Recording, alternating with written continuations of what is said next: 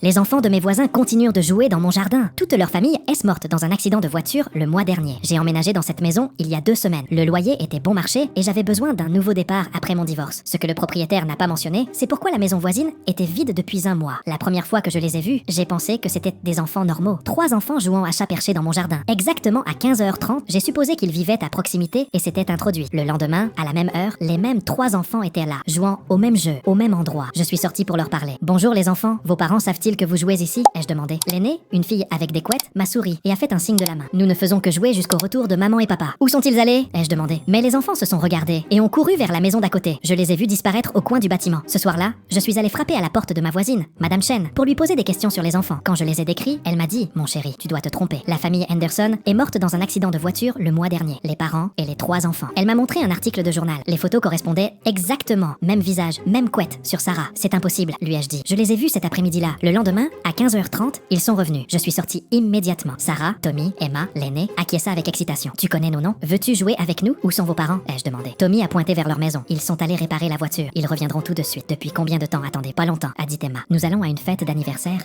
à leur retour. La fête de Jenny. Nous avons planifié les jeux depuis des semaines. Un frisson m'a parcouru. Selon le journal, ils sont morts en route pour une fête d'anniversaire. Quel genre de jeu? Cache-cache, chat perché. Sarah les énumérait avec enthousiasme et nous nous entraînions à la ronde des roses pour Jen. Veux-tu t'entraîner avec nous? Peut-être une autre fois, ai-je dit prudemment. Leurs visages se sont assombris. S'il te plaît, supplia Emma. Nous avons besoin de quelqu'un pour jouer avec nous. Dans les jours suivants, les enfants sont devenus plus insistants. Ils frappaient à mes fenêtres à 15h30, laissant des empreintes de mains sur le verre. Ils réarrangèrent les meubles du jardin, laissaient des dessins sous ma porte avec des bonhommes et des phrases comme viens jouer avec nous, écrites au crayon de couleur. J'ai essayé de les ignorer, mais ils devenaient seulement plus bruyants. S'il te plaît, viens jouer, cria Sarah. Nous avons tant attendu, nous sommes très seuls, disait Tom. Juste un jeu, suppliait Emma. La semaine dernière, tout a dégénéré. Je me suis réveillée et j'ai trouvé la porte arrière grande ouverte et des traces boueuses partout dans la maison. Les enfants étaient entrés et avaient organisé une partie de cache-cache. Il y avait des notes disant prêt ou pas, nous voilà et c'est à toi de te cacher. Hier a été le pire. Je suis rentrée chez moi et je les ai trouvés assis en cercle dans mon salon. Nous t'attendions, dit Sarah. Il est temps de jouer à la ronde des roses. Nous savons déjà comment ça se termine, ajouta Tommy avec un sourire étrange. Emma se leva et me tendit la main. Nous tombons tous ensemble et ainsi nous pouvons aller à la fête de Jen. Je suis reculée vers la porte. Le jeu n'est pas terminé, dit Sarah. Sa voix a changé. Tous ceux qui jouent à la ronde des roses doivent tomber. C'est la règle. Nous tombons tous. Ils chantaient à l'unisson en s'avançant. Je suis sortie en courant et j'ai appelé Madame Chen, désespérée. Les enfants essaient toujours de me faire jouer à la ronde des roses, lui ai-je dit. Il y eut un silence. Enfin, elle répondit d'une voix basse. Mon chéri, cette chanson n'est pas un jeu. Elle parle de la mort. Ils veulent que tu tombes avec eux. Cette nuit-là, j'ai fait mes valises en chargeant la voiture. Je les ai entendus dans le jardin chanter. Ronde des roses, la poche pleine de fleurs, cendres, sang. J'ai conduit aussi vite que possible. Dans le rétroviseur, j'ai vu 3 petites silhouettes debout dans mon jardin, se tenant par la main en cercle. Ce matin, j'ai reçu un appel du propriétaire. Madame Chen est décédée la nuit dernière pendant son sommeil. Une crise cardiaque vers 3h30 du matin, a-t-il dit. J'ai raccroché en silence.